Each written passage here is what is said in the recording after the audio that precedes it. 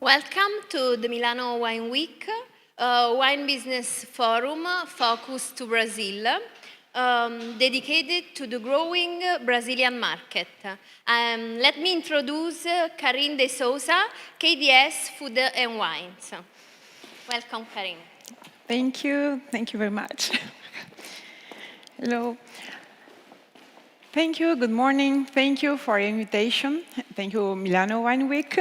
I'm really honored to be here, and I'm really happy to be here. So, welcome, and I will begin this presentation introducing myself. So, let me know, yes, it's here. So, I'm Karine de Souza, I'm Brazilian, from Rio de Janeiro. And I have been living in Italy for 30 years.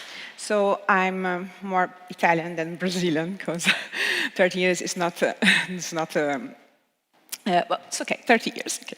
And I'm graduating in marketing and communication with a master in foreign trade and specialization in customs analysis. And for 20 years, I have been dealing with international business as the helm of my company, KDS International Business Consulting, which today is an international group and present in some countries, and to which KDS Food and Wines belongs. We help wineries to enter complex markets, mainly in Brazil, in a strategic and effective way.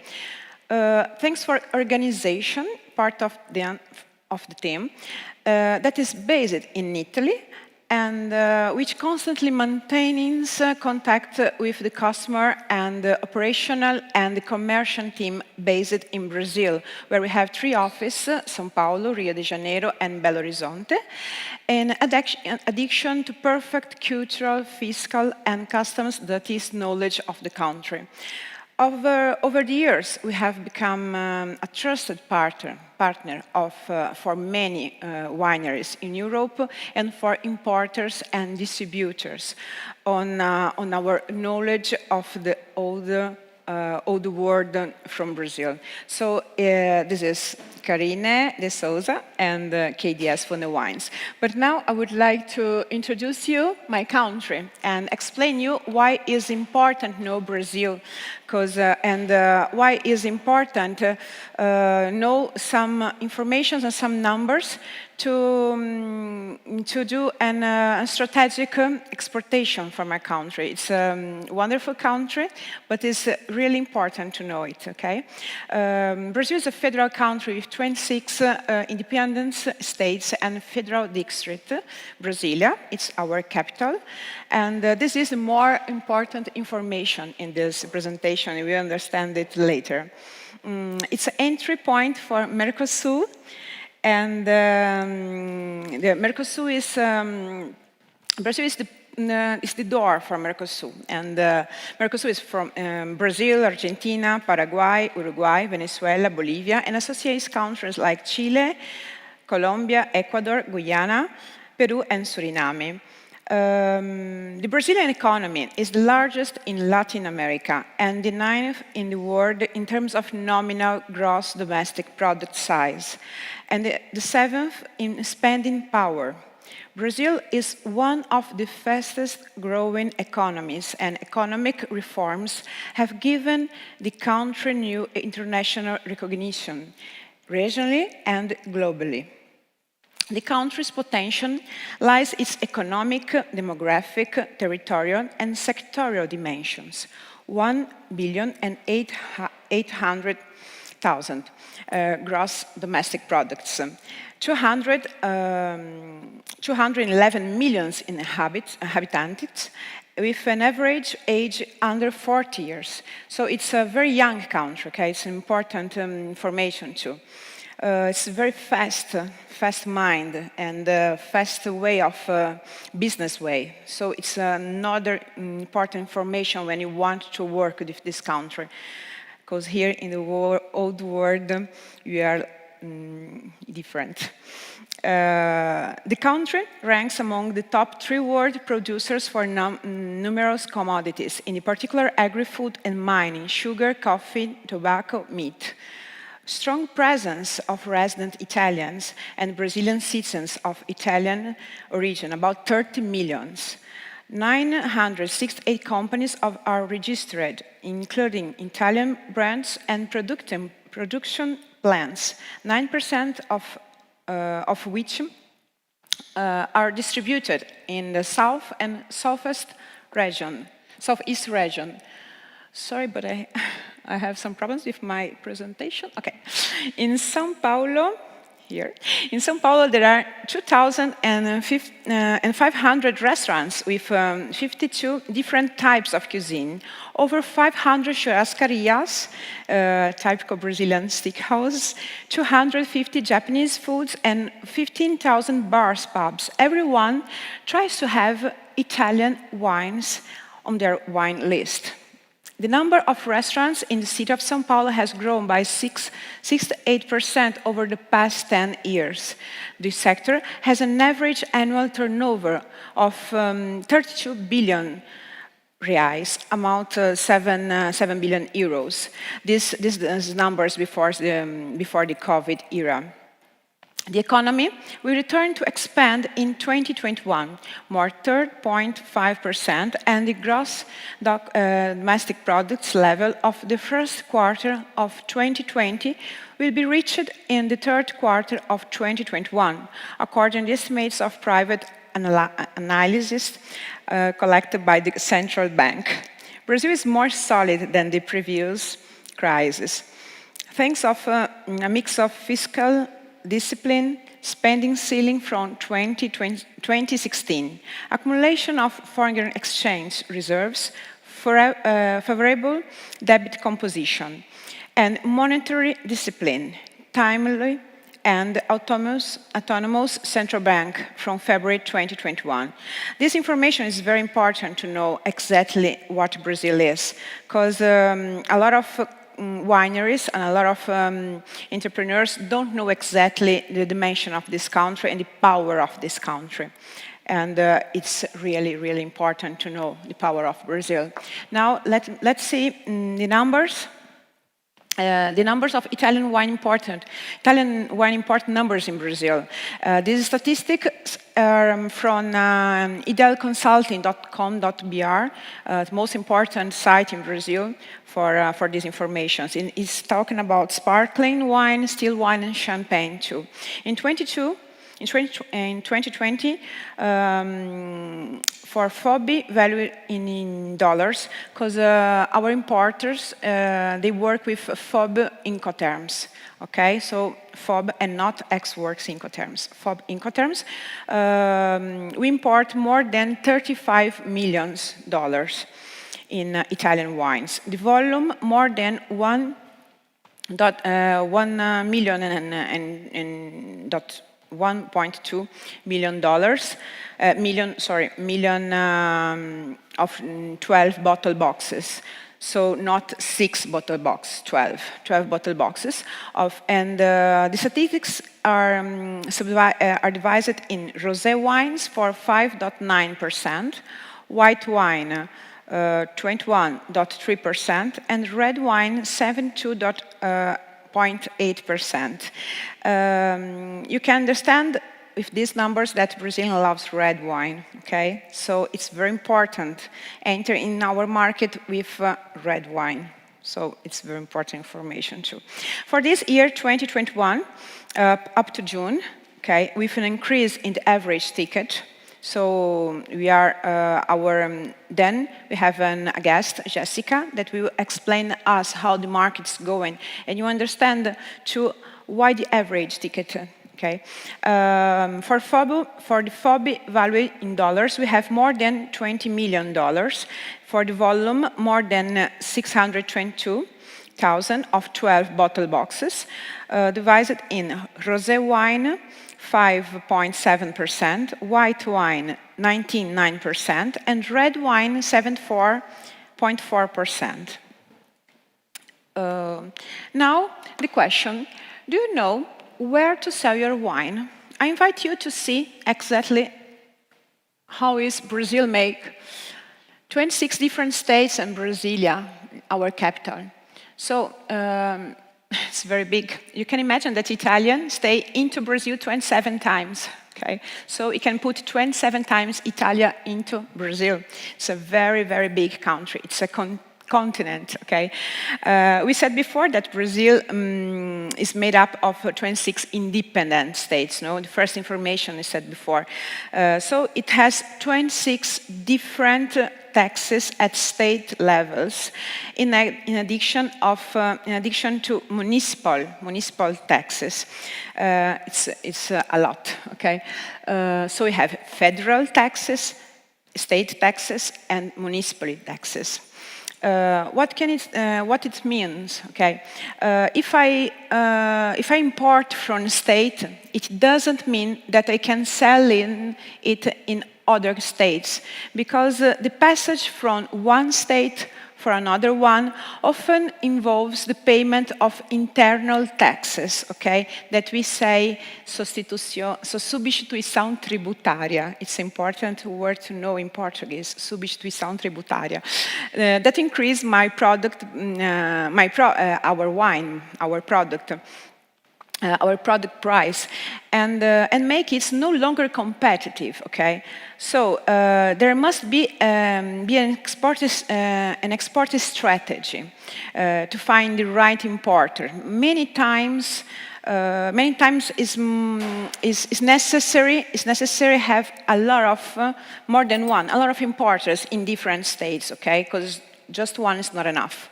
The export must be planned in advance and requires knowledge of the market also at a fiscal level.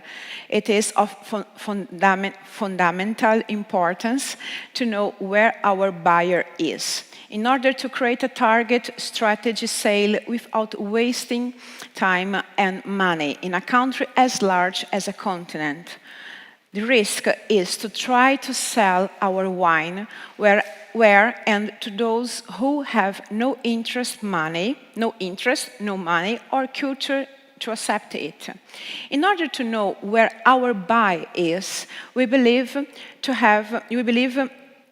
that a customer's analysis of our products is of fundamental importance. That is an important simulation that gives us a clear vision of the incoming costs and as a strategy for positioning the product.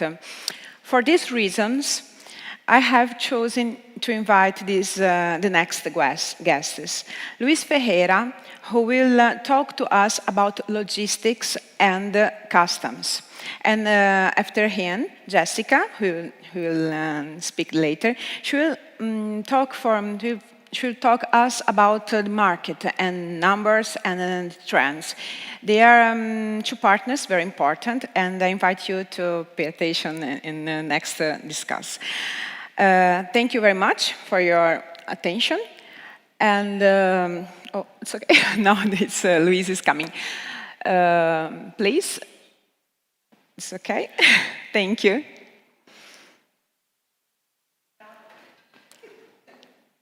No, she's Jessica, she's not Luis. I'm ready. Okay. Welcome, Luis. Thank you, Karini. Hello, everyone. Let's go on. Thanks for participation. We will be in a rush because we have a lot of things to talk about. Aduana Brazil, it's so extensive. But we have few minutes, so we must talk very, very quickly. So, introducing myself, I have more than 40 years in logistics and in foreign trade, and working all my life in logistics until now. So you can go on to the next slide and show some information about Aduana.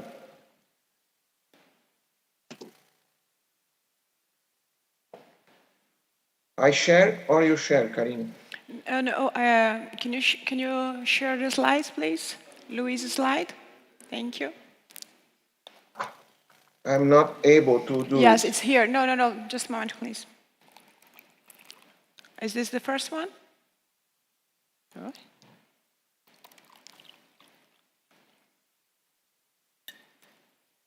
It's the best thing of the live, no? Yeah, live is live. Yes, it's the best. It's okay. Is it okay? Okay. Please, Luis, can you begin? I'm not see the slides. You can see the slides. I must see what's happening in the frame. Okay, you are in the first one. In the chemical and safety. Oh, you have to introduce yourself. Luis, Yeah, who I is did Luis it. Carlos? Yeah, that's me. So please introduce yourself. Do you have? I have more than 14 years in foreign trading and logistics issues. So today I am a partner of Castellani Logistics and Foreign Trading. Let's do the next one, please. Do you need your slides? No. It's important because it's a guide Is for it my. possible to him to see the slides? I can do it for here, no problem. Let me Okay. open. Okay. Can I go? Okay. Okay. Why export? I am in the next Yeah. one. Why export? Going on with the team. Why export? It's very important to know why export, because show me some reasons makes the companies export. They usually needs expansion of business and markets. They must have brand stretches his brands. They usually needs improved results and other personal and business issues. And so it's necessary to know marketing features and opportunities. Choose products, in our case, wine, identify clients, make a strategy, and find the right timing, because timing is very important.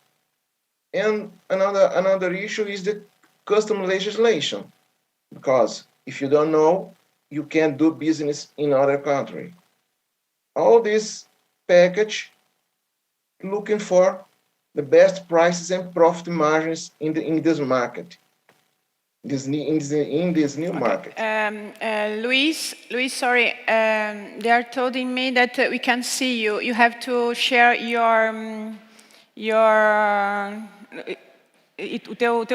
Seu vídeo está desligado, Luiz. Você tem que compartilhar o teu visor com a gente. Porque às vezes ele escapa aqui, mas já está voltando. Entendeu? Você tem que compartilhar o seu visor, senão eles não veem você. Ok. Voltou. Agora. Here I am. Okay, I was talking about prices and profit margins. Okay, thank you. And so that's why important we find the scenarios of simulations. Okay. So you can complete the figure. Okay?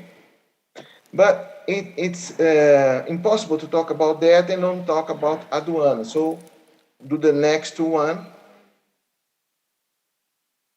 And we talk a little bit about aduana Brazil. Okay? Okay. So in aduana Brazil, the custom regulation has more than 820 articles with sub-items and a lot of paragraphs. And they are daily updated. That's not an easy business follow all these rules. And another important point is that Brazilian custom is more than 30 years. We are totally electronic system, totally integrated system. Okay, that is a picture talking about aduana. And DSEX, that is the department that controls all the rules. The agents that support all the aduana working, like health, agriculture, environment, and engineering. And the Bacen, that is the central bank, Brazilian central bank. Okay? Well, all this is based in the HS code. I think everyone knows a little bit thing about HS code. For us, we call NCM. That calls Mercosul Common Nomenclature. It's bring us the product classification, and we find taxes and the administrative requirements. That's where we start. We must have a very, very good classification to do the right thing in next steps of the work. And another thing that is different in Brazil, that usually in another of countries we have only 1% of VA in taxes. But in Brazil we have a lot of taxes. So we have federal and we have state taxes. So we have importation, we have a tax of industrialization, we have a social program tax, and we have another one, social security tax. And what is more common for everyone is the circulation tax of the goods. Okay, next one. Okay. Time is running, so the next one is I'm just giving you an overview about how big the taxes are.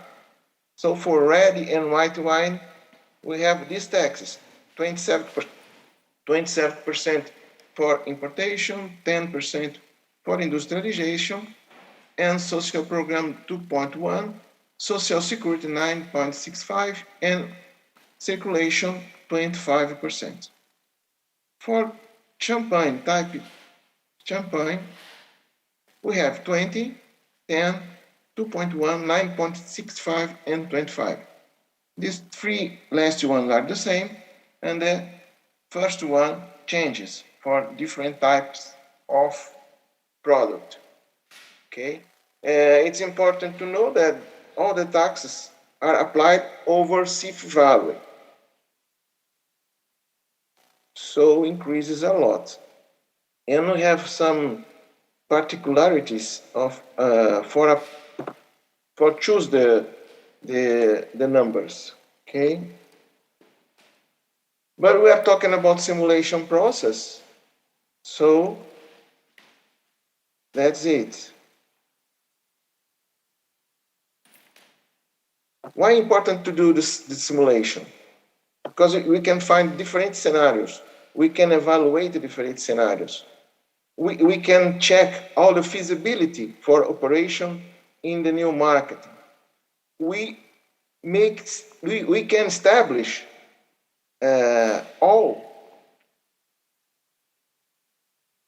we can establish margins and profitability. We have better assessment for the structure and phases implementation. We can mix, we can find better ways. We can map the best corporate strategies. We can do assessment for required implementation investments. It's a tool with low cost and high effectiveness diagnostic action. What means that it's very cheap and you can play a lot with this tool. Okay, it can be redone to achieve ideal scenario. We choose scenarios, we choose places, and you make it find another vision, another way, another condition. This is the cycle of the business, just for everyone know. So we have a project, we do simulation, we do some few tests and evaluation, and we run and you change some of some point and do it again and do it again. Okay, we do the business plan, and now we get another cycle here for check implementation and evaluation. That's the way we think that the things makes run in Brazil. It's common to do simulation. It's necessary to do simulation. No one puts a pilot in a plane to pilot the plane without do the simulator in base. That's important to save money. It's very important for everyone. Okay, that's what we have in this rush time. I hope we find a way to get the right information for all you guys. Thank you. Thank you all. Perfect. Thank you very much, Luis. And I hope it's clear. That's very important to be simulations, to have enough information to be business plan and make the right decisions to invest in Brazil in the right way, to export in the right way. So now we have Jessica, no? So can we introduce Jessica with trend and market information? I think that is another special guest with Jessica, really special person in Brazil. So welcome, Jessica. How are you? Hello, everyone. How are you? Good afternoon. I'm really glad to be talking to you today. Although we are facing a huge healthy crisis all over the world, but we still can make this connection. So my name is Jessica Marinzaki. I've been working in the wine industry now for about 10 years in different fields. So I started off as a sommelier in a restaurant in Malta. Well, yeah, I ended up in Malta, but that's another story. But I've been working most of my time in the wine industry, focused on retail. Today, I work as an executive strategic manager for Divino.com.br. Divino is a wine e-commerce that belongs to Angeloni. Angeloni is one of the biggest retail chains in Brazil. And today we were going to talk about a little bit about consumer behavior and wine trends. So broadly speaking, when you think about wine consumers here in Brazil, you have to have in mind 4 different types of wine consumers. Let's go. First, that's what we call careless. What does that mean? People that really want to drink wine, but they really don't care if it's Malbec, Primitivo, Aliani, Costura. No, they're just seeking for low-priced wines. But although it doesn't sound very appealing, these people, they buy a lot. We're talking about quantity here. So although maybe it's not your first customer that you have in mind, but it's good to have a point of where you can start. Then you have what we can call here like a little bit curious. So it's that person that gave like a step up. This person now knows that he or she likes a Malbec or a Primitivo. They do like to try different wines, but they are very, very attached to brands. So, I like to drink, I don't know, I think about Primitivo a lot because Brazilians, they really love Primitivo. But, when I'm talking about brands, it's not only about the wine brand. The grape itself now became a brand as well on its own. So, Primitivo is a brand here in Brazil. They probably don't know the producer, and I'm really sorry to tell you this, but they know they like Primitivo. So, and then the third type of wine consumer here in Brazil is what we can call adventurous. They have drank lots of wine. They are open to, orange wine, biodynamic wines, wines from Georgia, which sounds very unusual here for Brazilians, right? So those are the adventures. They can always, they can also pay more for this wine bottle. You have to have that in mind. So if you have that wine that you fermented with wild yeast and has that like funky aroma, probably this is the sort of consumer that you're looking for. And then you have the so-called wine expert. Probably they call themselves experts. They are not experts like, you, me, Karine, that we work in the wine business, but they know their wines. They know what Barolo is. They know what Brunello, they know the value, They drink Bordeaux. They're the sort of customers. Probably this sounds very appealing. I really want to sell to those guys because they're gonna buy my, most expensive bottle of wine. But they are really like the smallest part of the wine market here in Brazil.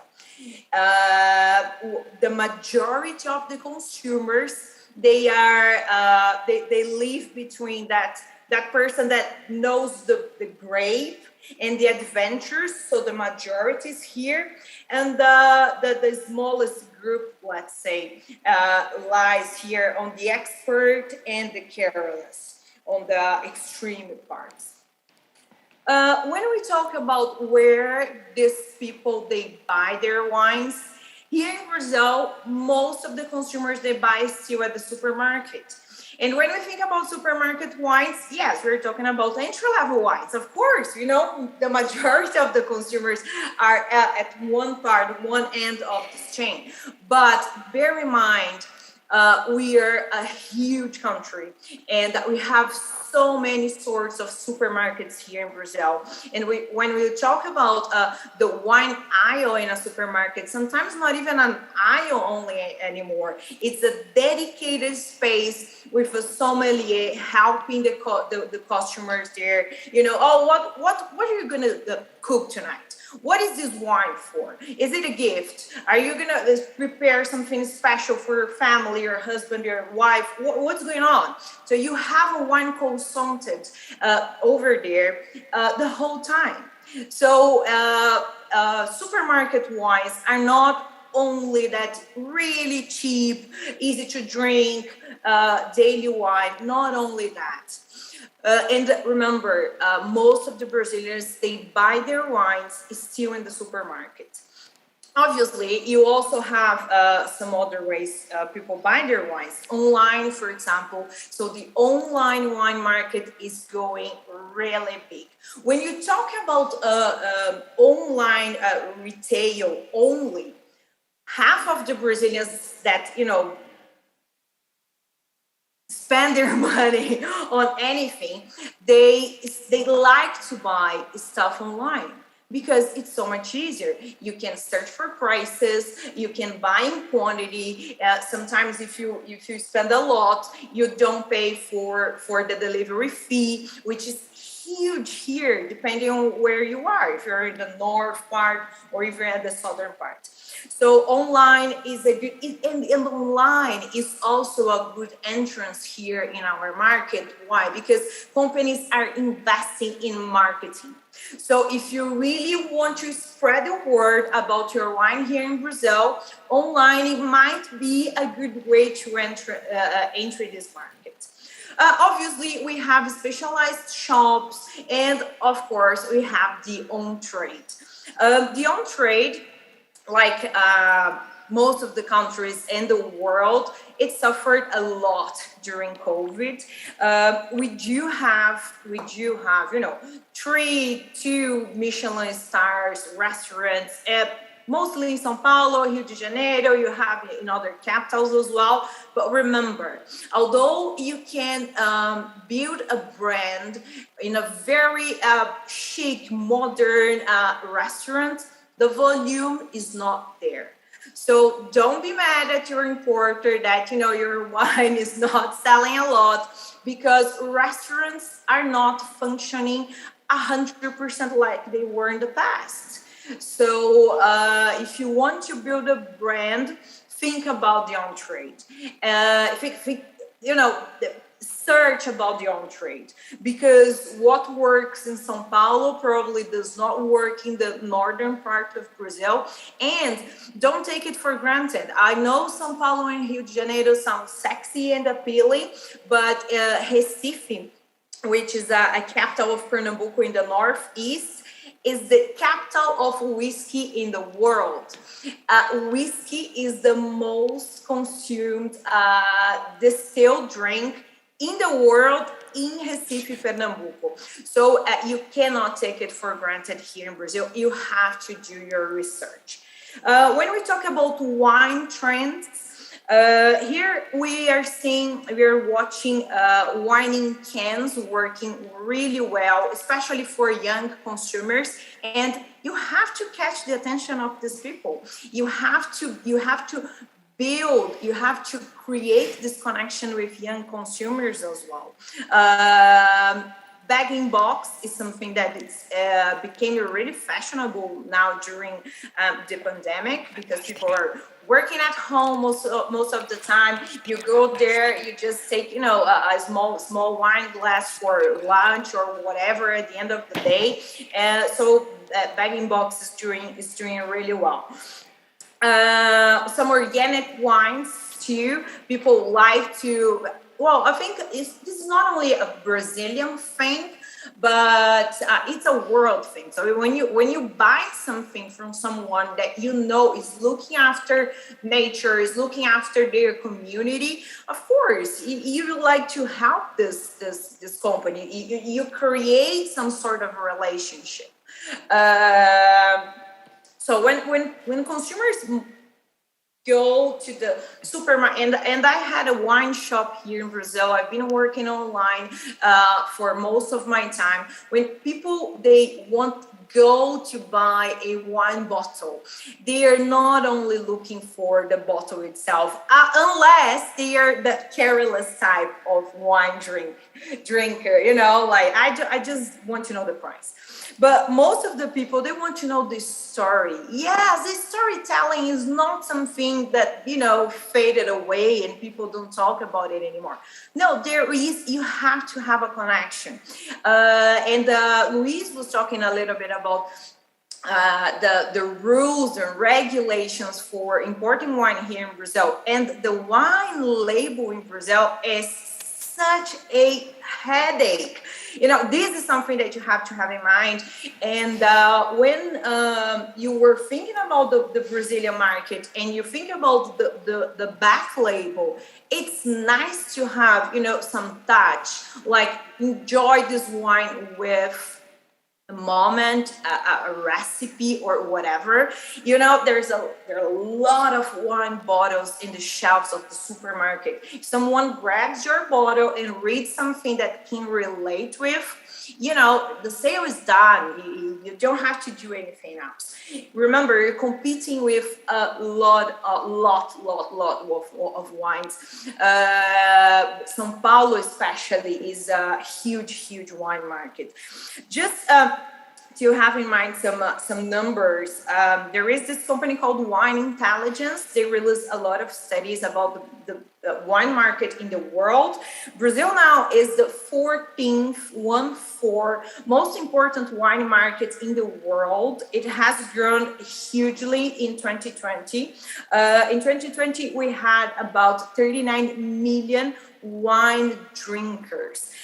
This number has raised up by 7 million people in 2 years. In 2 years, we had 7 million people that declare they drink wine on a daily basis. I'm sorry about my lack of understanding. I don't know how many people live in Milano, for example, but 7 million people. It's not a number that you can just, forget about it.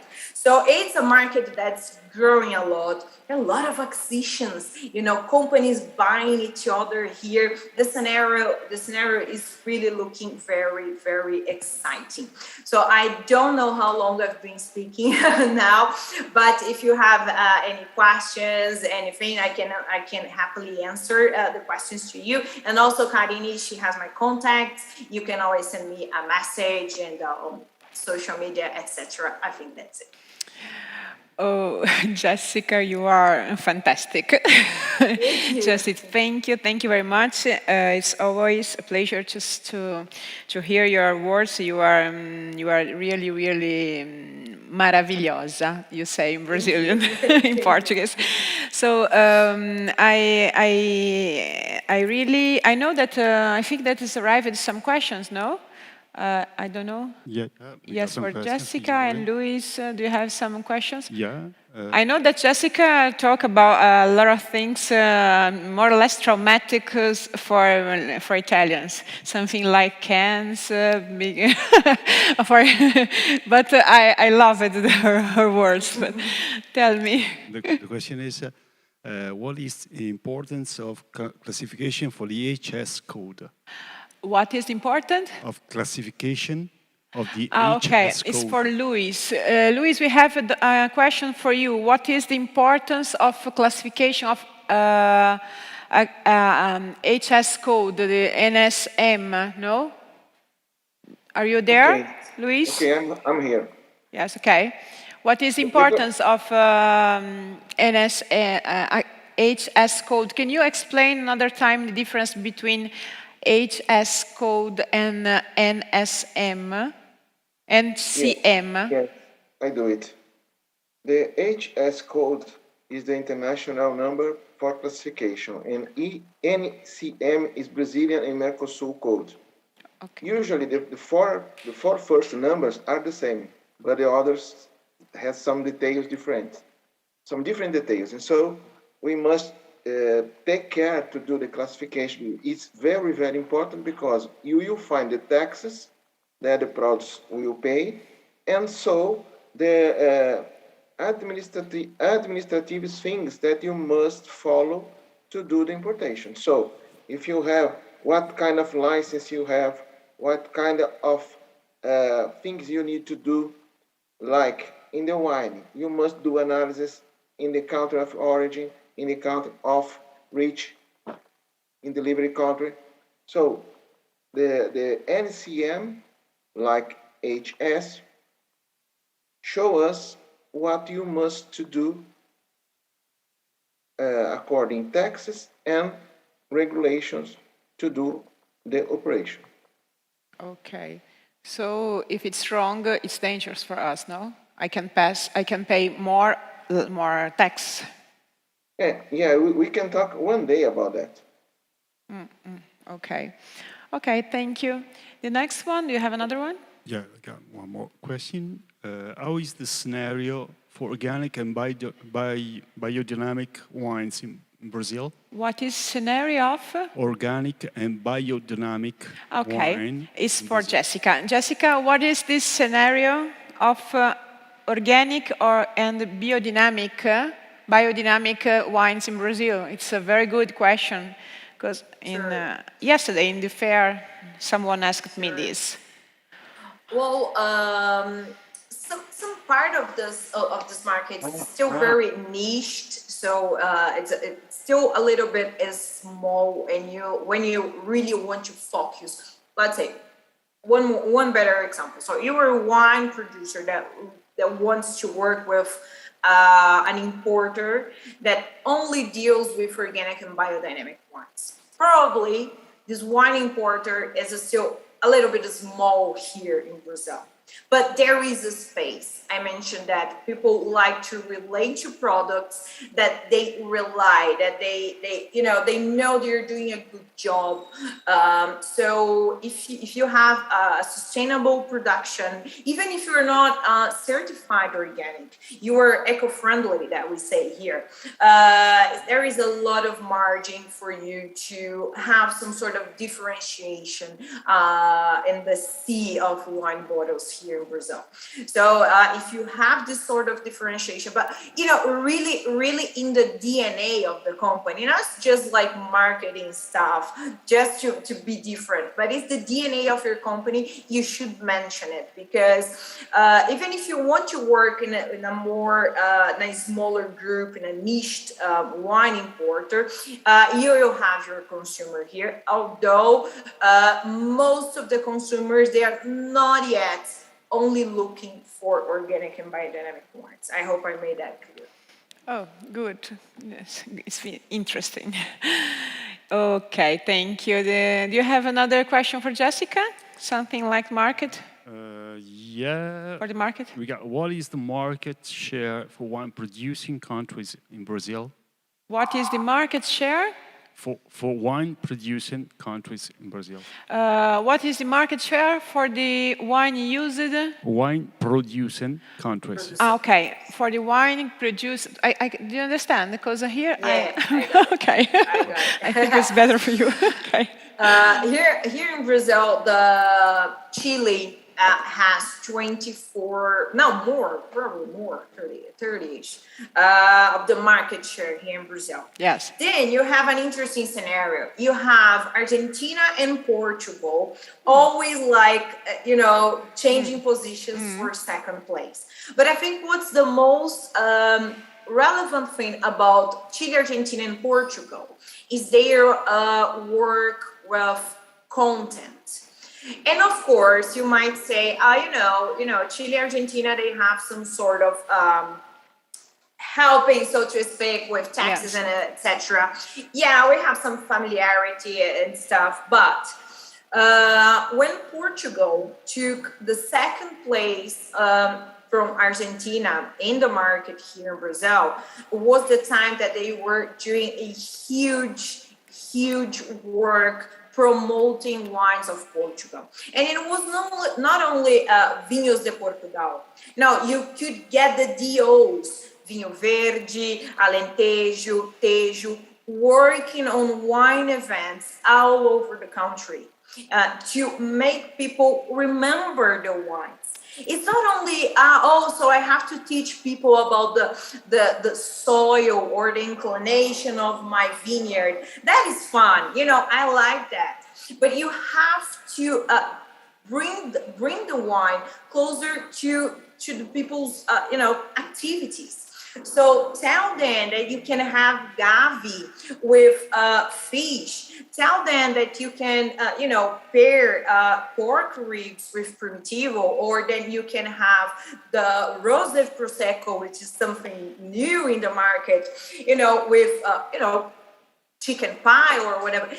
Bring that close to people's reality here.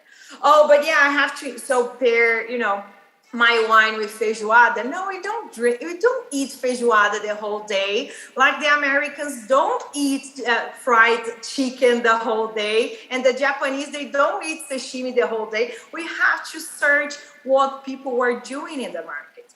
So working with partners that can help you understand and promote content and bring the wines closer to people's reality, it's what makes a lot of difference.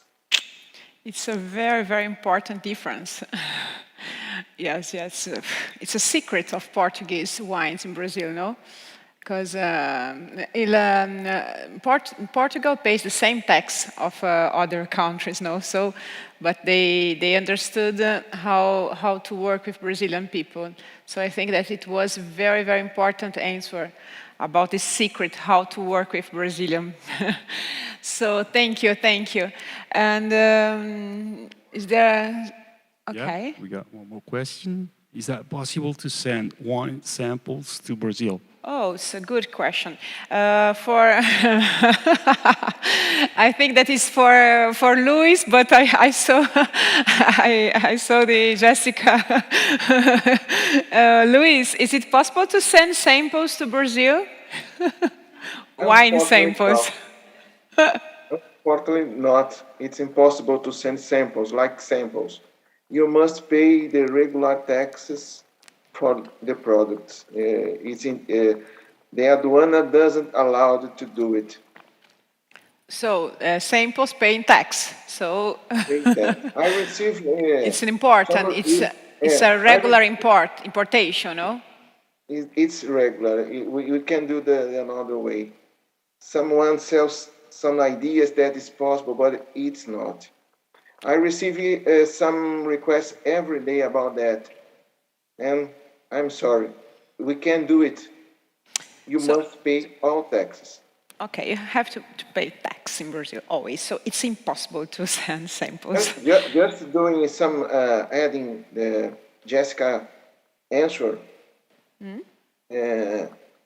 Mercosul has some benefits, so they don't pay the importation tax.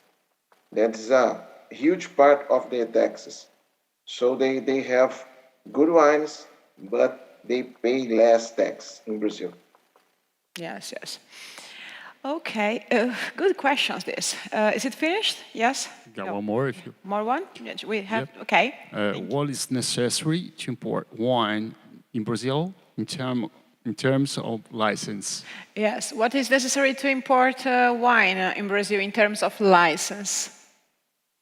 Can a Brazilian person, my son, my brother, can import wine, or is it necessary special license? Yeah, for import wine in Brazil, it's necessary to be registered at Receita Federal or Aduana Brazil. It's necessary to have registered there, and so in agriculture too. We can do it without being registered at Aduana and Agriculture. Okay, so I can't.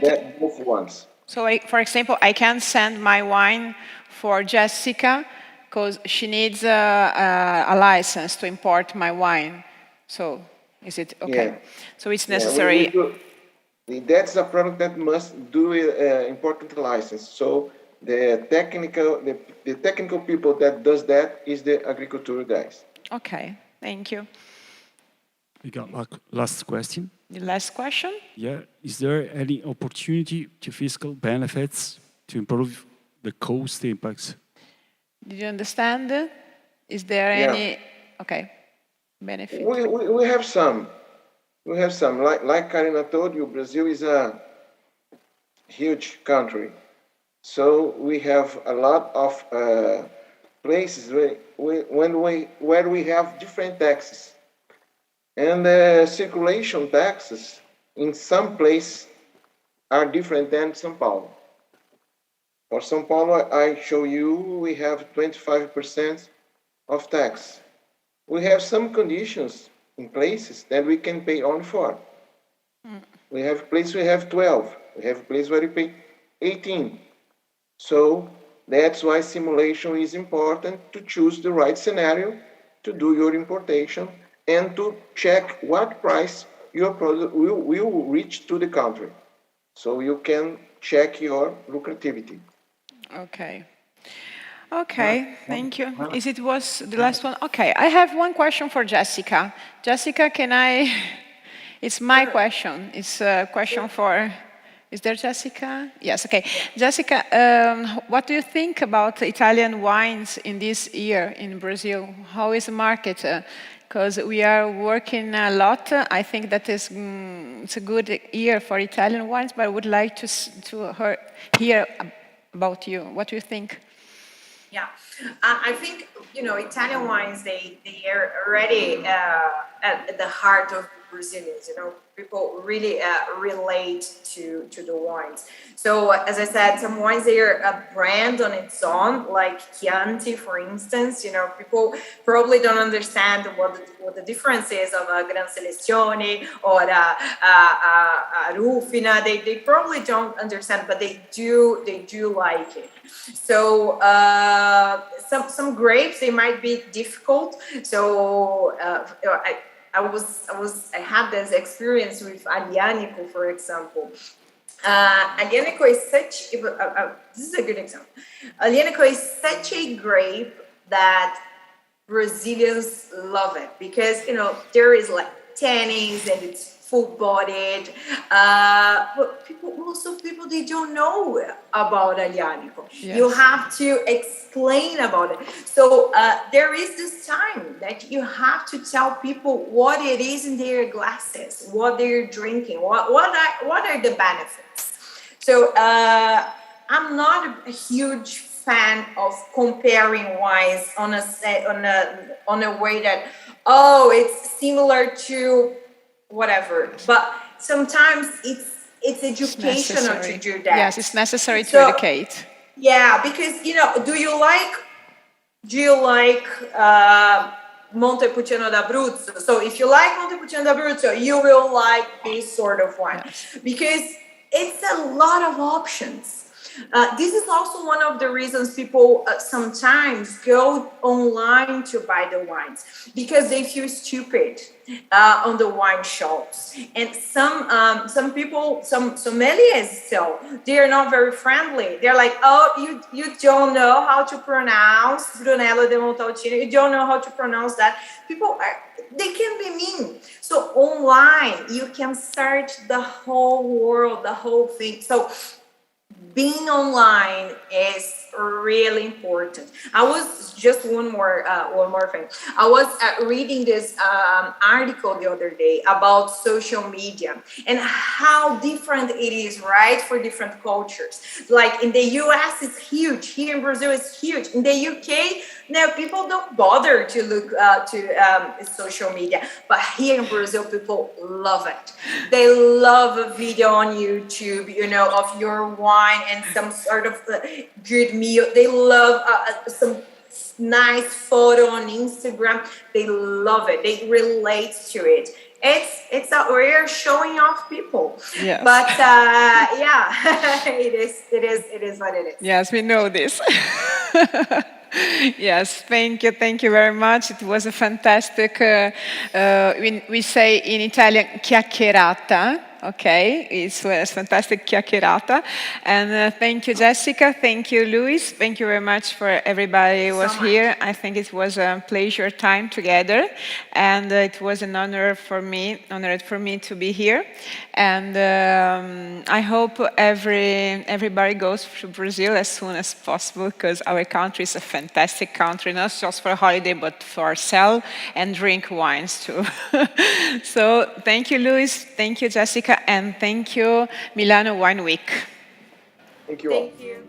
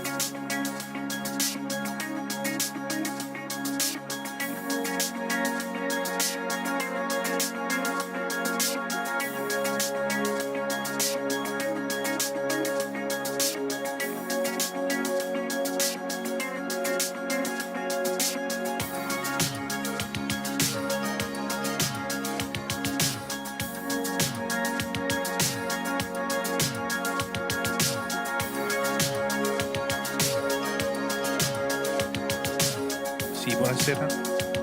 Volevo, signor Ronaldo, mi sente? Credo di sì. Vediamo se la sento anch'io. Sì, sento poco, un attimo. Magari solo adesso che stavo parlando un po' me- più piano. Ah, ok. Ok.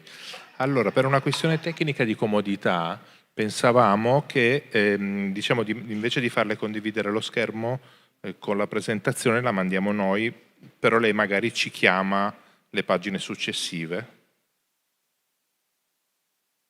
Ok, Per lei è va un bene. problema questo? È più carino a livello di video perché possiamo fare cioè possiamo mettere le due immagini, possiamo fare un po' di cosine così. Ok, va benissimo. Va bene? Ok.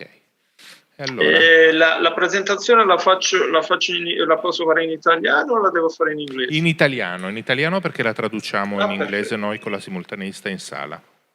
Perfetto, va bene. Perfetto, grazie mille. Allora le diamo un... Ricordo solo quando che siamo chiudo la finestra, operativi c'è le un diamo po' un di ok per rumore, iniziamo. partire. Secondo solo.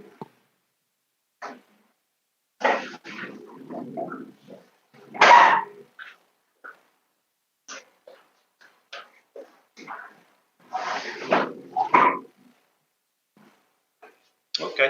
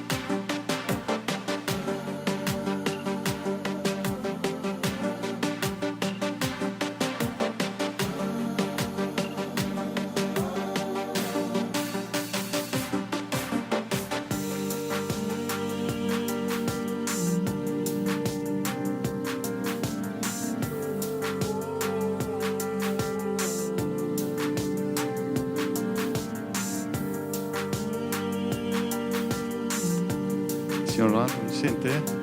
Ci sente, signor Ronaldo? Ok, appena siamo pronti diamo il via, può iniziare. Quando sente sfumare la musica può iniziare.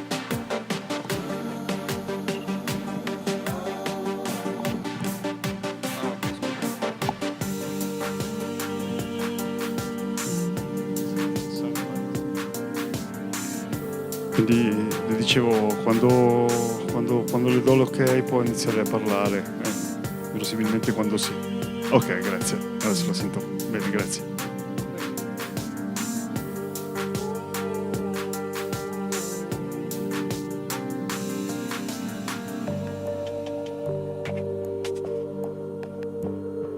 Ok, signor Leonardo, sto sfumando la musica, può iniziare. Buongiorno a tutti, sono Ronaldo Padovani, trade analyst dell'ufficio ICE di San Paolo in Brasile, e avrò il piacere di fornirvi alcune informazioni sul mercato brasiliano.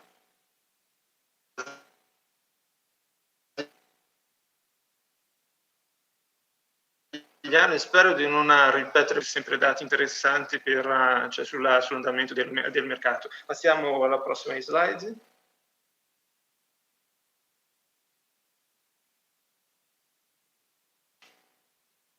Pronto, passiamo alla prossima.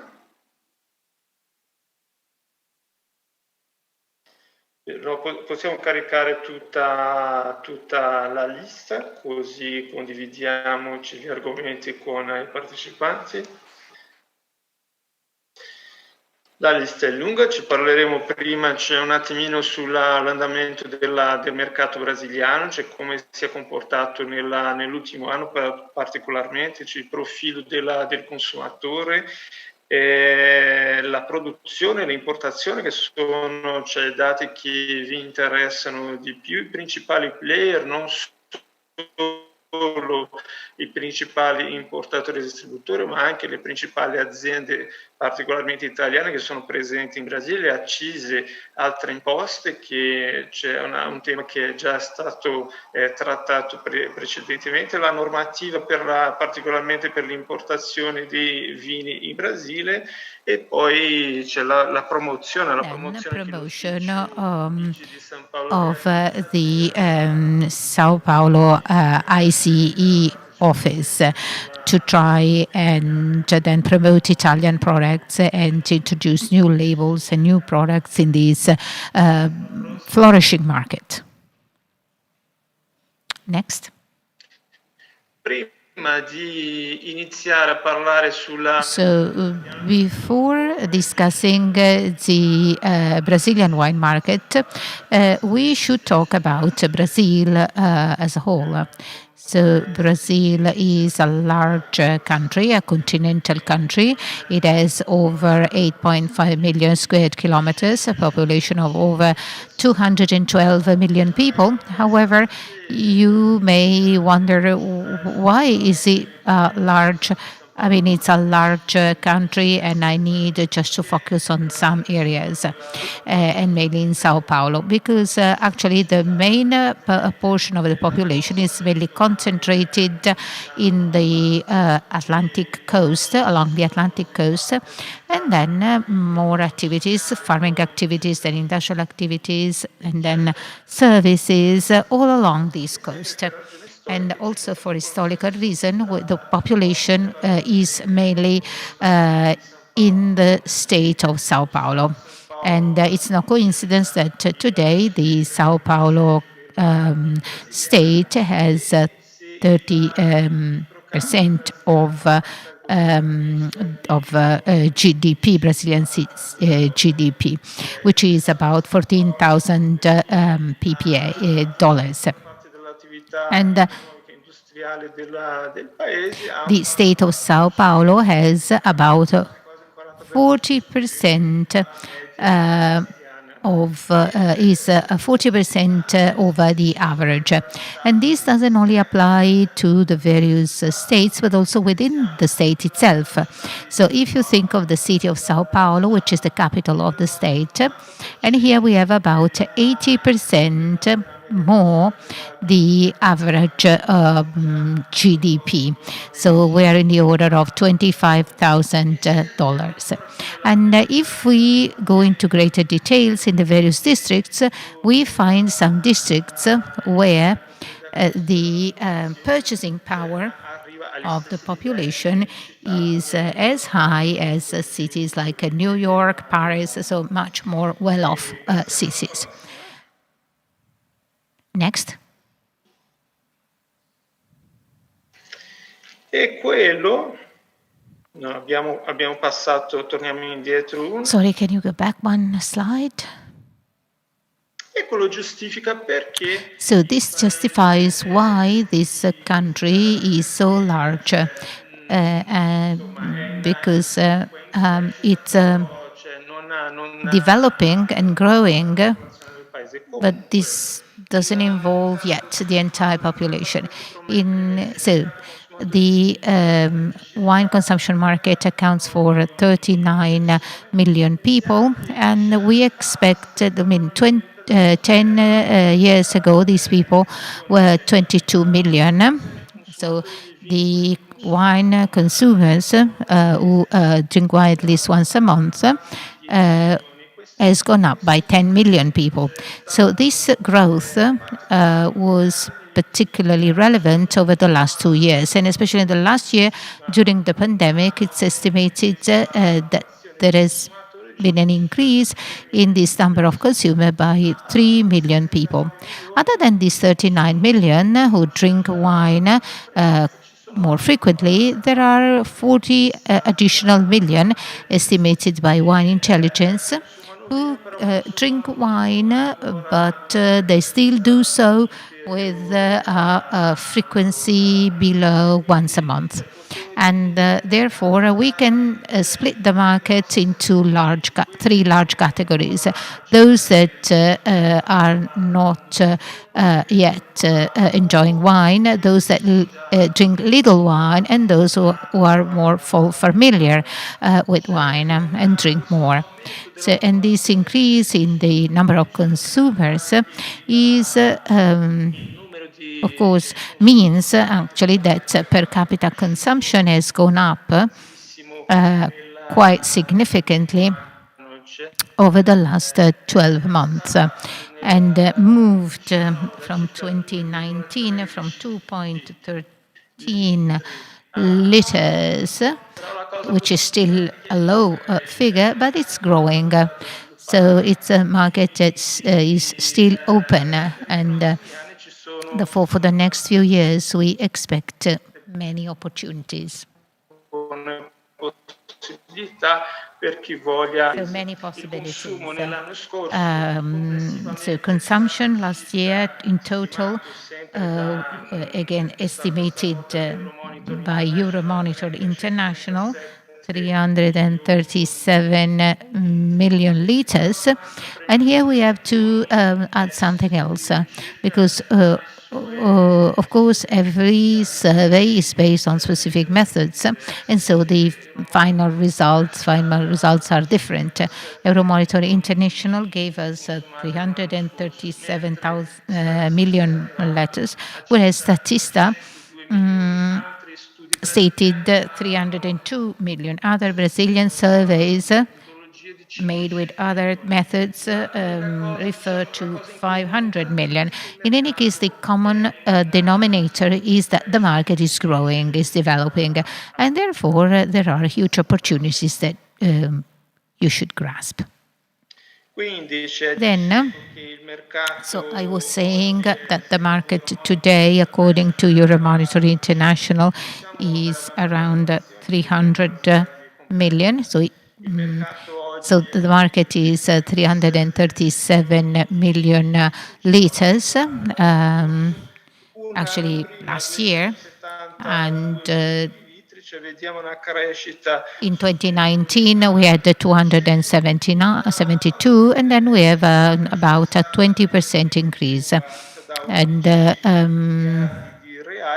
we went from 11 million of reais to 2 million euros, went up to 12 million, which means about 2 billion euro. So it's a 7% growth. And so this market is growing, but in particular with cheaper wines, so these entry-level wines.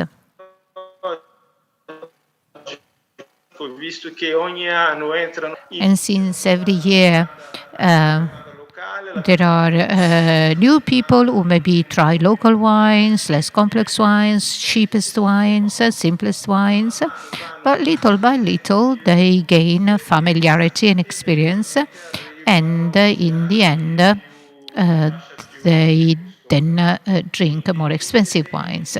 In 2020, so estimated consumption by Euromonitor was 337, about 340 million liters. And it's estimated that within 2025, this figure might go up to 510 million liters. So a 50% increase year over year, 8% plus 8% year over year.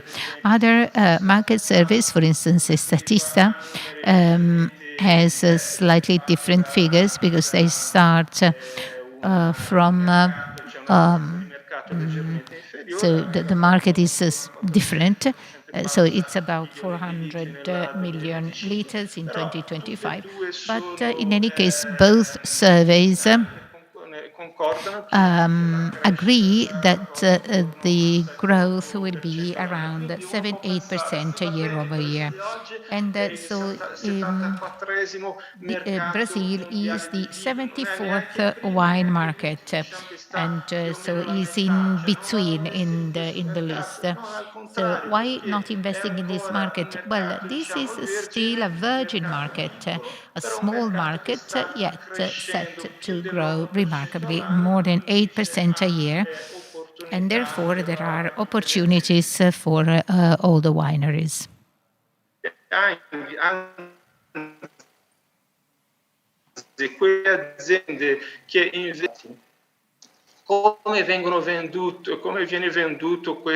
And what are the channels used for this wine?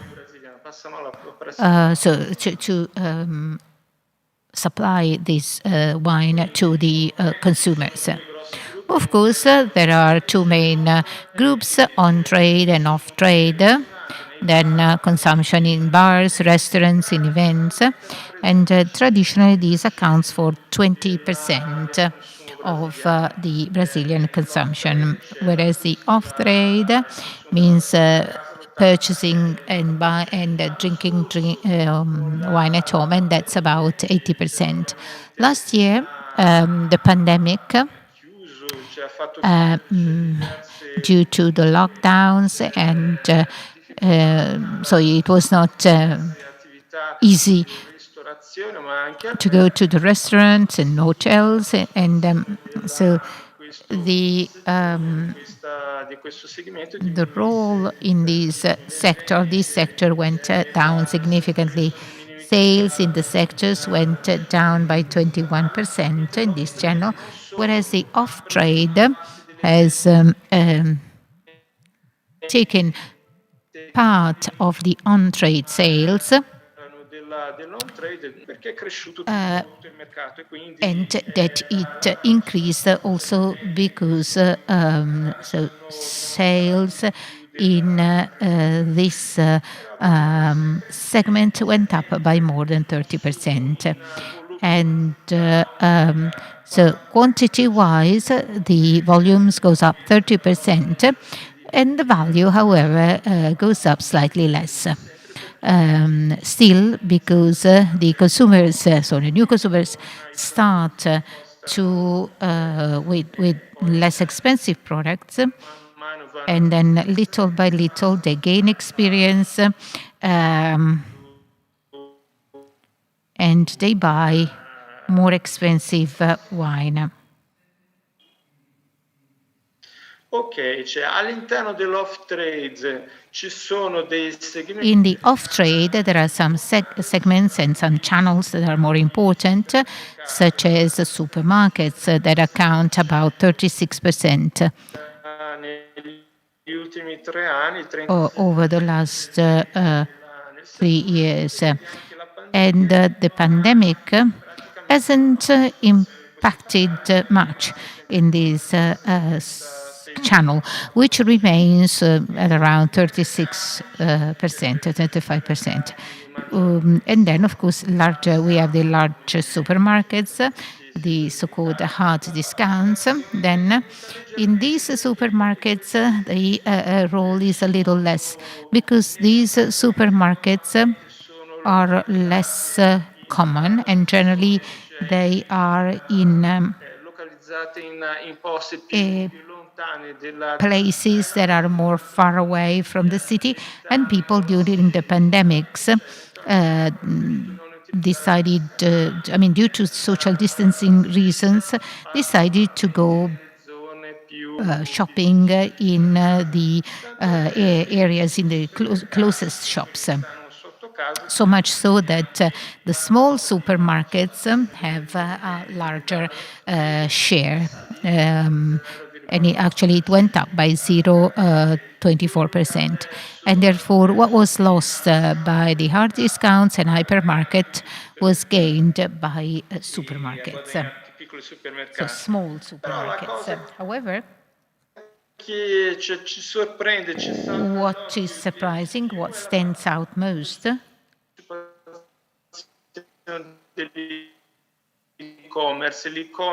is the role of e-commerce. So e-commerce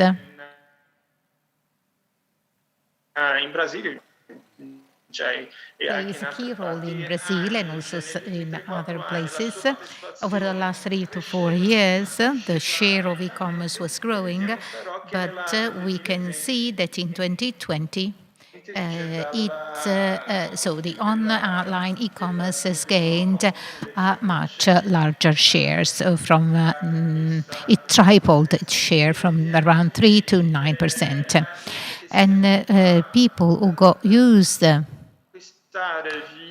buy, so use this channel, probably this channel would lose some participation because now some stores and supermarkets are now opening again, and therefore because we no longer have lockdowns, and will recover some ground.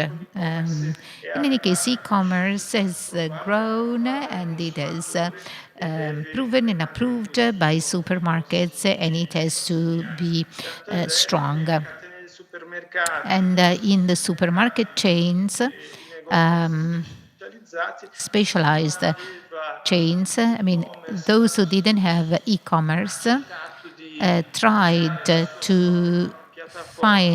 create their own platforms or use pre-existing platforms, not to remain out of the market. And distribuivano di più verso long trade. And there is also a growing role of on-trade as well as e-commerce. Passiamo al prossimo. So let's move to the next one. Sì, il mercato cresce. Well, the market is actually growing, and it's 340 million liters. But as we've said, this market starts to develop initially mainly with less expensive wines. And about 85% of the market is focused on wines that cost less than 30 reais. So wine that costs up to 30 reais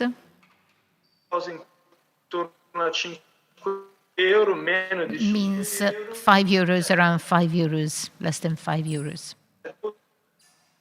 Se questo vino essere c'è l'importatore bassa e eventualmente qualcuno dei paesi più vicini, però decisamente i vini europei, cioè non So European in questo mercato wines are not very present in this market bassi. E at invece competitive prices. da 40 reais But it's from 40, 60 reais and up, per l'importato is set to grow. And probably intorno al 6-7% this will be around 67% of che abbiamo visto. those 40 million liters that we've seen. Passiamo al prossimo. Let's now move to the next one.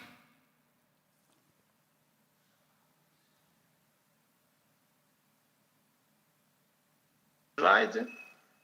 Ok.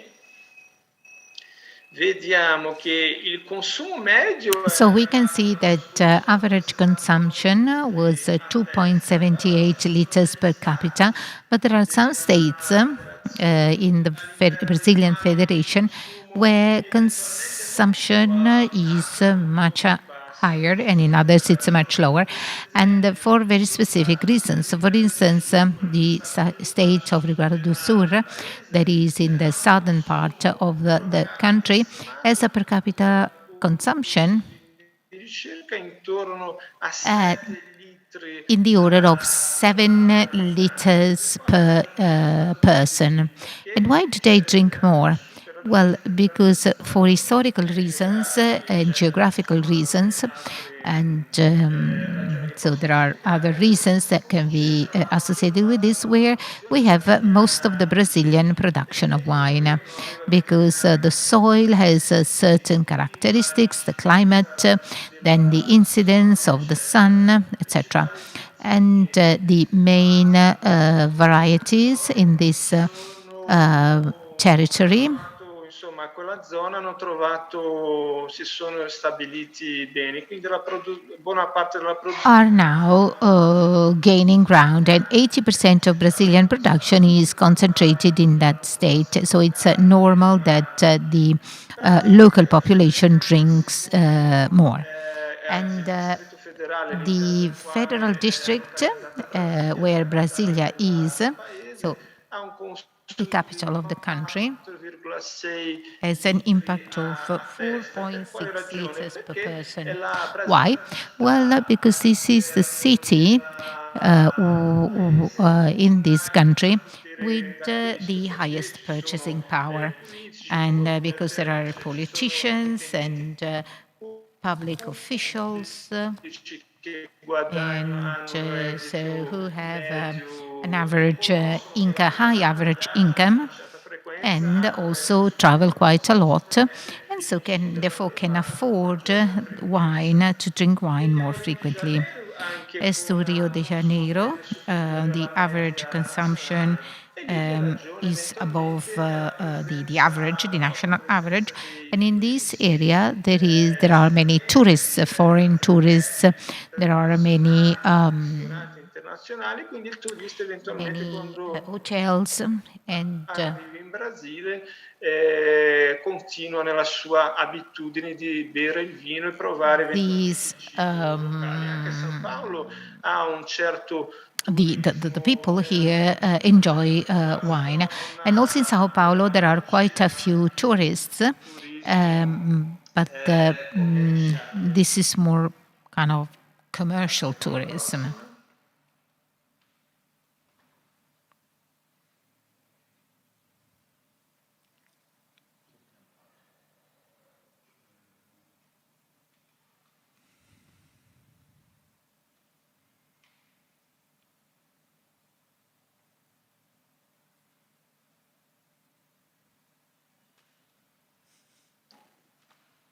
Ok, la prossima slide.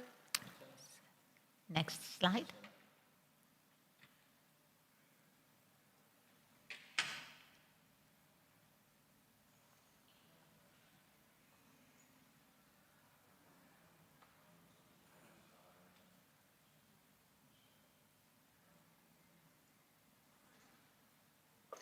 Sì, ci siamo, perfetto, era saltato il collegamento. E quindi Sorry, I lost the connection. per il momento abbiamo So for the time being, we abbiamo fatto vedere talked alcuni about, so I've shown il vino fermo. the market, and now I'd like to give you some information about fortified wines and spumante or sparkling wines. Rappresenta un circo So fortified wines account for 5-6% of the market, 18.7 million liters last year, and it is leggera diminuzione negli anni scorsi alla pandemia, l'anno scorso in particolare. there was some drop before the pandemic, and the market last year went down by 32.4% because it's a drink which is mainly drank out of door and in restaurants and bars, and due to the lockdown they were closed. And it's expected to see a recovery of these markets by the next 5 years by about 50%, 48%, 50%.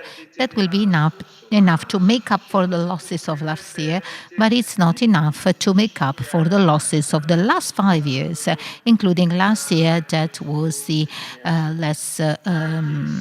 the most challenging year. Also, the sparkling wines had a drop by 18% last year, always due to the pandemic, but the reasons here are different, because sparkling wines are mainly drunk in celebrations, weddings,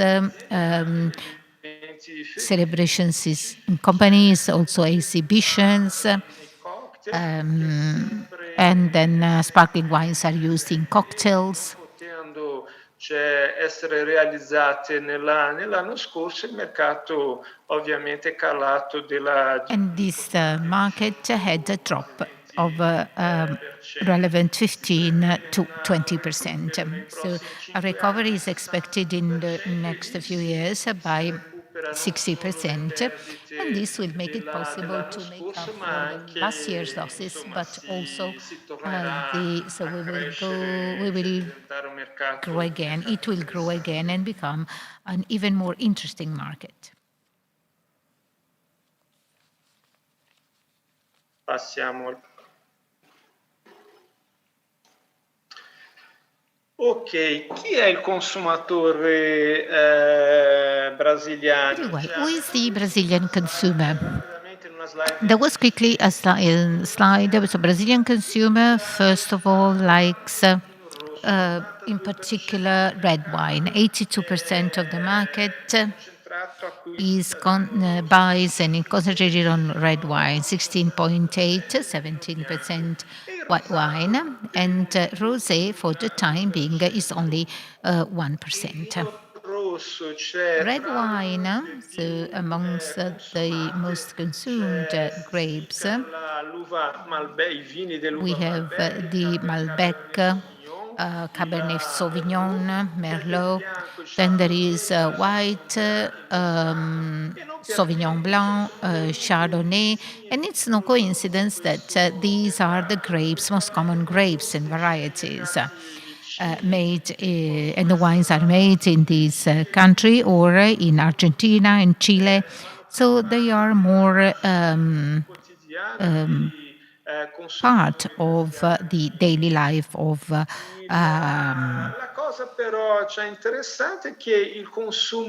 Brazilian food lovers. And while the consumption of white and red went up by 28 to 27% last year, the increase in the sales of rosé has been far greater, up to 45%.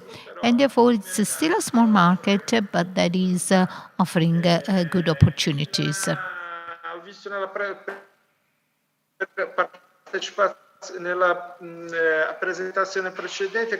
the previous presentation, someone asked about the role of import.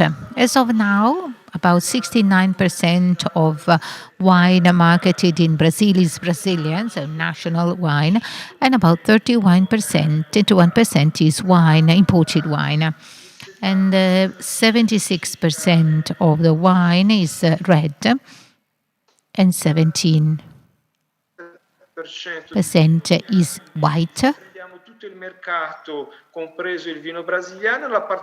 And if we also consider the entire market, red wines are a little higher up, 82%. And for the imported wines, the role of red wines is slightly less because Brasile takes up part of that market. White wine is the same share, whereas rosé is growing. And 59% of Brazilian consumers are less than 35-year-old, and 30% of this population of these consumers use the digital channels. But not at the beginning. I mean, so the new entrants, the 30 million that entered the market last year, so not that amount. So they don't know yet. They are not yet familiar. They don't know yet what to choose. For instance, on an e-commerce platform. So generally, they prefer to buy in physical channels, whereas those with more experience prefer also buy through the internet, so e-commerce, such that this channel, the e-commerce channel, went up significantly last year. Another interesting characteristic is the opening of Brazilian consumers, because 70% are open to new products and therefore must be exposed to new wines. And so the wine clubs that are pretty popular here in Brazil, and so they also have e-commerce platforms, and so are a way to try these new wines. Let's say that the rule for those who are part of these clubs is that they receive for a couple of, or 2-3 times a month. So they receive new products, new labels, and generally this is the rule. So some large ones like Ogasuka do this. So they launch a product in this club, and then if it's appreciated, then the wine is sold in their e-commerce store. And if the product performs well, it is then sent to the physical stores of this chain, which is present nationwide. And therefore, maybe sometimes the wine is the same, but we can see that from the one year to the next, there might be differences. There might be slight differences, but it's also important to change.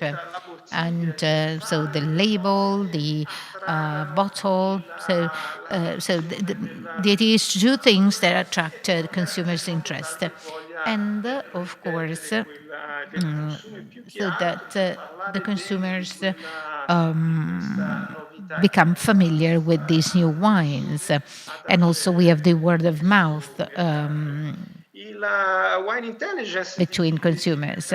Wine intelligence breaks the market into various groups, which are very interesting because they account for 29% of consumers, which account for 62% of the purchases in this sector. The first group is the enthusiast. So wine enthusiasts are young, so they're all actually young, but the first group have a higher purchasing power. And the second, explorers, are young people who don't have a high purchasing power, like the enthusiasts. However, drinking wine is part of their lifestyle, and therefore, as the more money they have, the more they are inclined to buy more expensive wines and drink more. So drinking wine to them is a lifestyle. And when it comes to the lifestyle, so there is something else that is very important. So we have to disengage this market. So we have to separate consumption and certain characteristics. Because maybe this is one of the most challenging barriers to overcome. Wine consumption in Brazil is still very much related to winter, cold months, dinners, get-togethers with friends, and also some formal moments.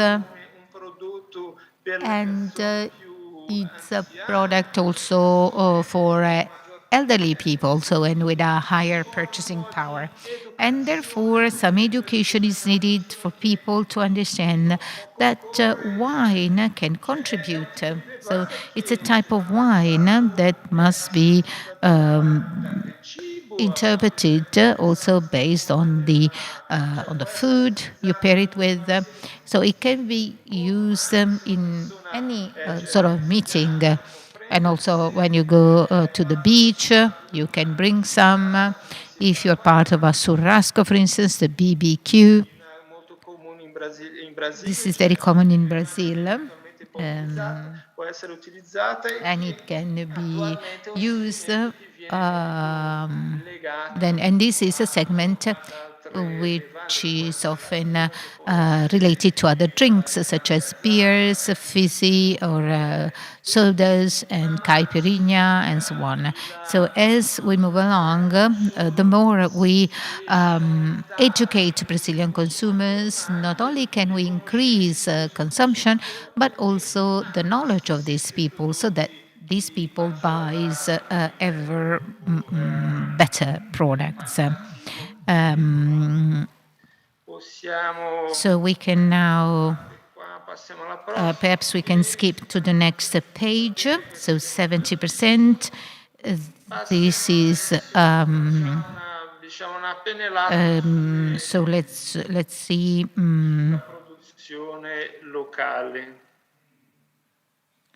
Let's now talk about local production. Nonostante non ha una grossa produzione, sono 2,2 milioni di ettolitri. La produzione del 2020 è stata praticamente. So production in 2020 dicono che la produzione del 2021 sarà was 2.2 million. They say that in 2021 production is set to be a little less. Some say that this is going to be a very good year because there was a good rainfall, good sun at the right time, and these made this. So we have already seen that the production is in Rio Grande do Sul, in the southern part of the country. The main grapes are Chardonnay, Riesling, Moscato, and also we have the Moscato sparkling wines, so Moscato Spumante. And in other areas where we have some production is Minas Gerais, where there is production of Syrah. and also Sao Paulo, where there are some interesting wineries. In the past, there was some production of table wine, and now we have some wineries already with more expensive wines. But wine production isn't a strength in this state. And then we have to underline the participation of the state. In cui è l'unico stato del paese dove So this is the only state strana perché non c'è il freddo, non c'è where wine is made, despite it's a bit cold, so the climatic conditions c'è delle uve e invece are c'è la combinazione unusual, but they found the lucky combination to make these wines, and also good quality wines. So there are some quite good products from that area that are also appreciated and exported in other places. Parliamo un po' di importazioni nella prossima slide. So let's move to the next slide. Le importazioni brasiliane crescono e quello è naturale, se cresce il mercato. So if the market grows, also the import grow, and che la produzione brasiliana non è ancora in grado di occupare. Nell'anno scorso, nel 2020, last year in 2020, Brazil imported 144 million liters. This means di un terzo slightly more than one third of the market. Le importazioni sono cresciute di un po' più di import went up by about 20%. And also something interesting in this chart, the del mercato, cioè il mercato comincia so the market starts to import more in March. Va a lungo, cioè va sempre in un crescente fino al mese di ottobre. And up to October, then in the last 2-3 months of the year, diminuisce un po' il gennaio e febbraio. It goes down a little bit, then it bounces back up in March of next year. Nell'anno scorso vediamo molto bene questo comportamento che è stato, diciamo, praticamente lineare. We have seen this pattern, the same pattern. Anziché arrivare al picco al massimo nel mese di but instead of having a peak in October, the peak was in November, and because eventualmente perché nel mese di novembre dell'anno scorso in November last year un recupero della there was a recovery of the Brazilian currency, and so products who had stocks in customs profited from this situation to clear the products and then import them and pay taxes with more advantageous conditions. And we have seen that the market last year, imports went up by 15%, and in previous year, also imports increased by 16%, but let's say that the increase by 14-15% in 2020 is actually more relevant than the year earlier, 1 year earlier, because last year Real got devaluated by about 30%, and therefore this means that even though Real lost by 30% its purchasing power compared to the main foreign currencies, consumption and import of wine went up.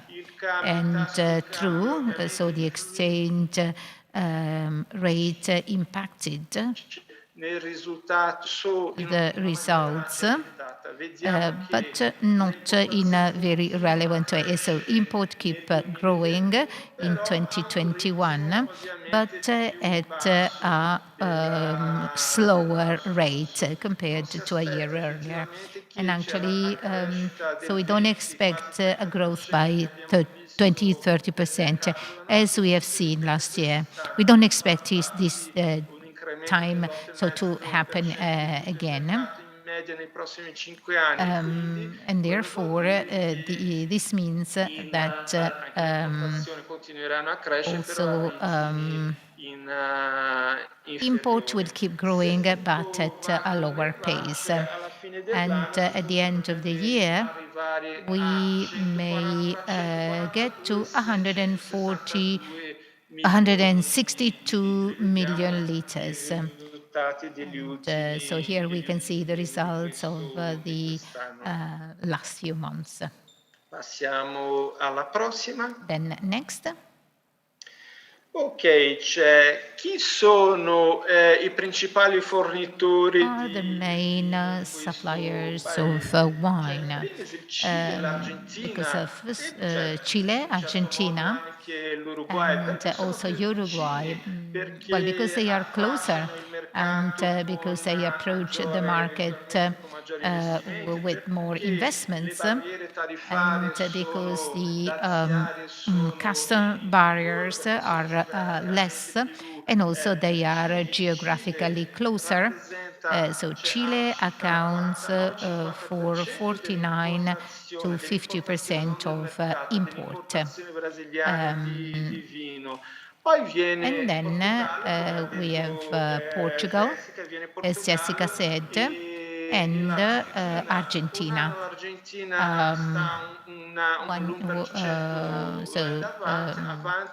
Sometimes Argentina is 1% more, another year Portugal is 1% more, but they are always around 15-16%, so fighting with each other for this second place. And then comes Italy with 7%, then Spain with 5%, and Uruguay with 4%. And then there are other countries.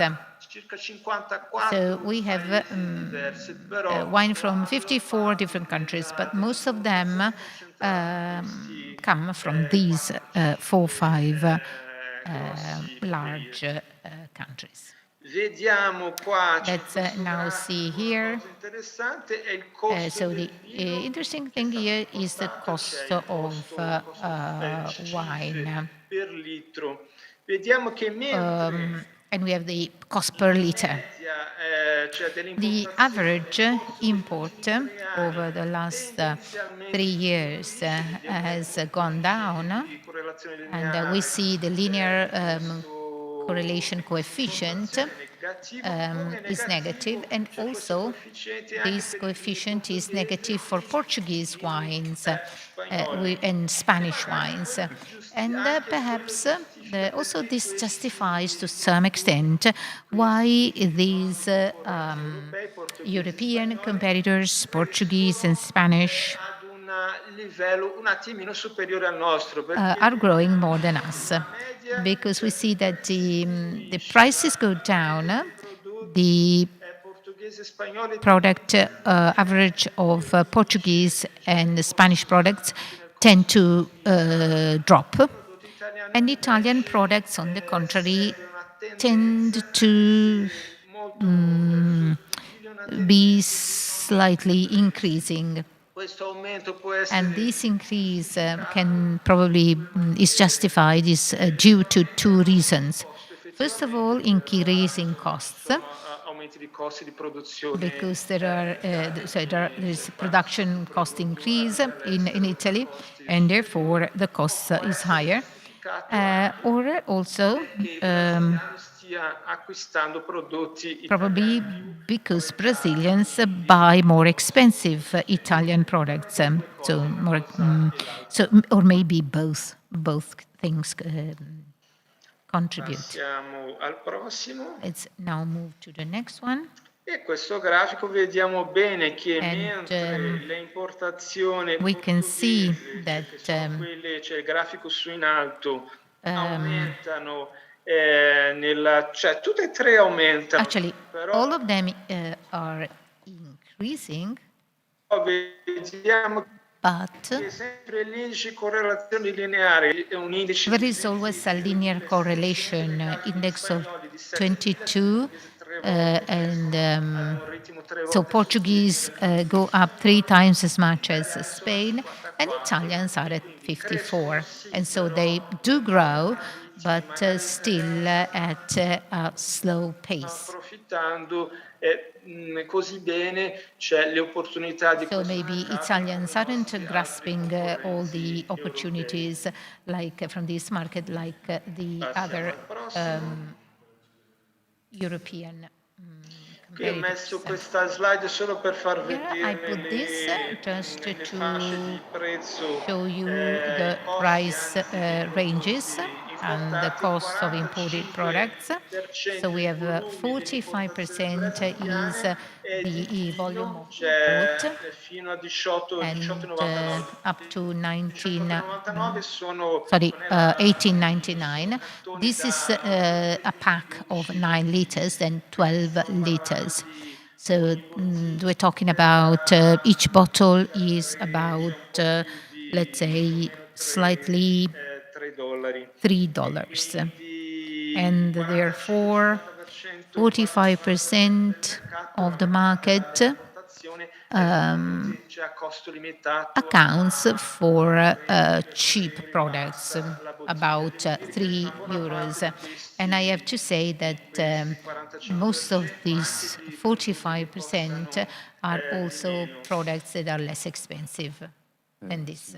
Passiamo alla prossima. And next. Purtroppo dobbiamo chiederle di chiudere, che siamo in ritardo, se mi sente. Ok, va bene, va bene. So we have to close because we are slightly late. Va bene, questa qua c'è solo per far vedere la So this is partecipazione just to show the participation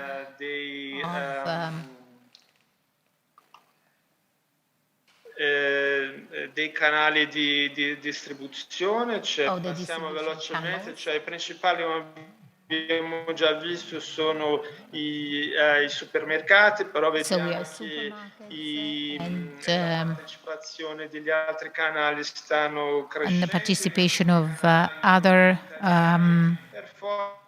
Performano anche supermarkets are growing, però devono approfittare un po' and there are also other channels that should profit. So very quickly, this is a very interesting slide that shows Italian wines, main Italian wines that No, abbiamo passato, c'è una slide in rosso, torniamo indietro. Eccola quella. Cioè qua facciamo vedere so here we show the main Italian wines drunk in Brazil. So first of all, we have wines from Emilia-Romagna, mainly Lambrusco. At least Lambrusco, or these wines are slightly expensive. So they are more affordable and more in line with the expectations of this young flourishing market.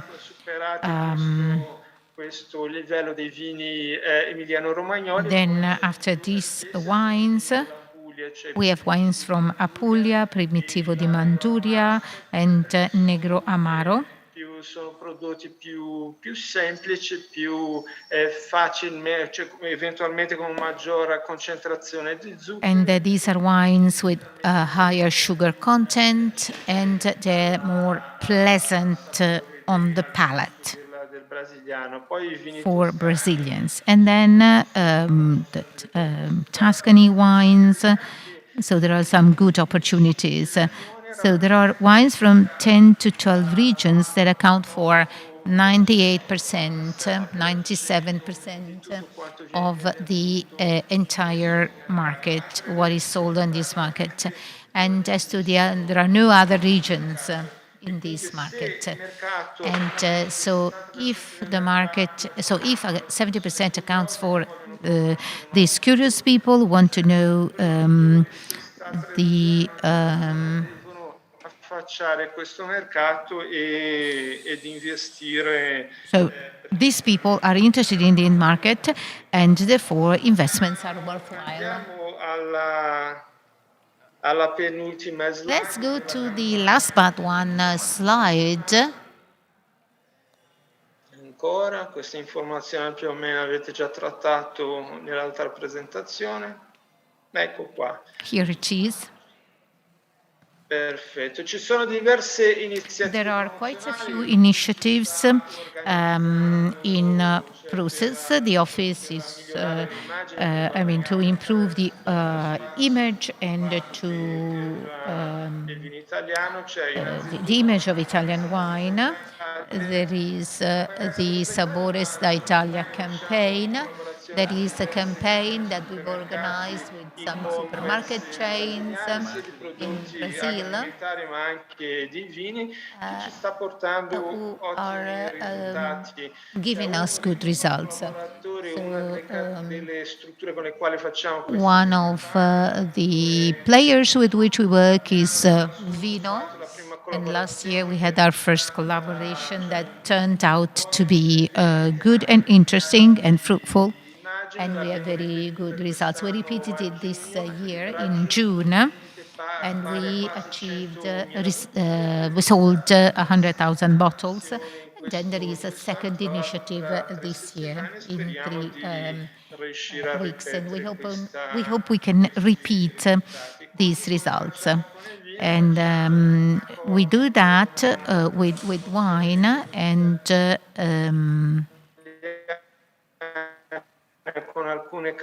we have agreements with some supermarket chains to involve more and more supermarkets. And so the idea is to organize these initiatives and so that we can present new opportunities for these players to enjoy, so that these products can be included in their portfolio and can benefit from these actions. Le realizzazioni di borse vini, degustazioni per il momento online. And there are also tastings for the moment online. And this would be an opportunity to have samples from for buyers and sommelier, etc. Arrivare questi campioni in Brasile, quindi approfittiamo, cerchiamo di sviluppare, creare queste iniziative. So we are trying to implement these initiatives so that Italian wineries can showcase their products. And also there is the APAS exhibition in May next year. The APAS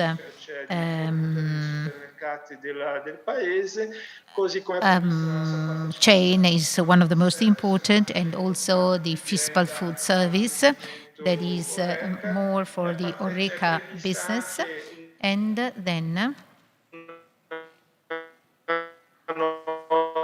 confermata anche nel mese di settembre del 2022. Purtroppo era prevista la partecipazione quest'anno, sempre per unfortunately, we were supposed to participate this year, but due to the pandemic, we could not do so. So next year, there are quite a few initiatives foreseen in our portfolio for these markets.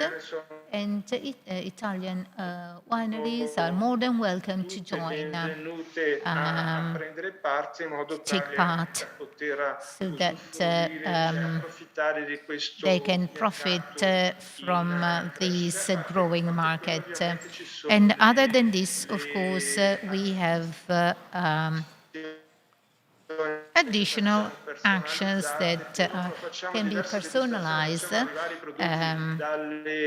dalle cantine, cioè utilizzando la struttura consolare, and also through our consulate. e li facciamo poi degustare So we organize tastings in tutto il paese for buyers to nuove opportunità per create new opportunities for Italian wineries. siete tutti invitati, cioè, a mettersi in You are all contatto con noi invited per avere to contact us to have more information, e anche cioè, per eventuali and iniziative also for personalizzate che personalized se lo volete initiatives fare per that you may want to organize to be present on this mi sono market. dilungato un po' oltre a quello previsto. Se avete delle So domande, if you have questions, cioè, lasciarmi, cioè, you can send us an email, and here you have the contacts, ultime slide, and